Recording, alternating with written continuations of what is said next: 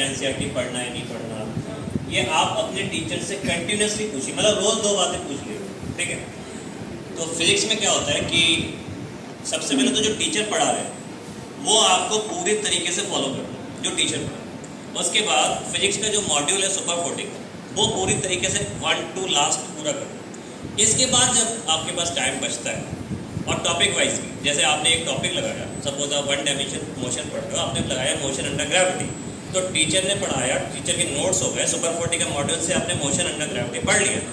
अब आपके पास टाइम बच रहा है, अब आप एक सेकंड सोर्स कर सकते हो, आपके पास जो भी सेकंड सोर्स, ठीक है।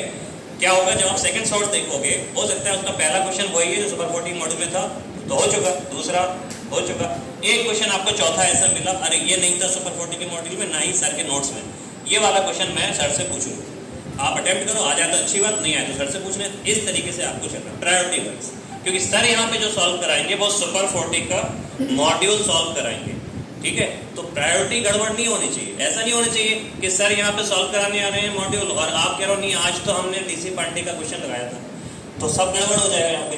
तो प्रायोरिटी वाइज चलना है आपको, सबसे पहले सुपर 40 का मॉड्यूल, फिर सेकंड प्रायोरिटी में आपका जो सेकंड सोर्स हो उसको आप सर से डाउट सेशन में अलग से भी पूछ सकते, ठीक है। तो प्रायोरिटी गड़बड़ नहीं होनी चाहिए, ये ध्यान रखो।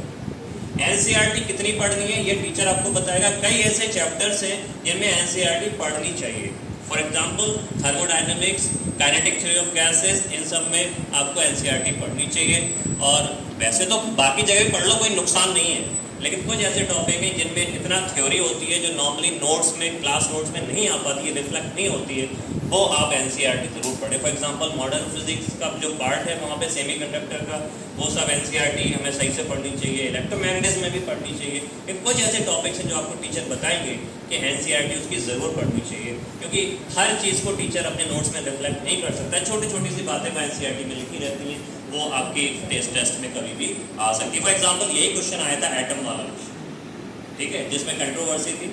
ये क्वेश्चन अगर एनसीईआरटी नई वाली एनसीईआरटी से किसी ने पढ़ा होता तो उसका सही हो गया था, हालांकि उन्होंने 2 दिए, दूसरे को भी आंसर कर दिया है, लेकिन नहीं करता तो, ठीक है।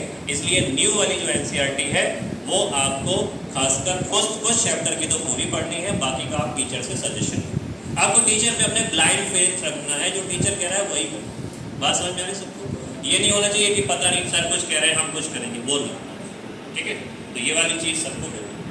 और कोई चीज़ अगर आप पूछना चाहते हो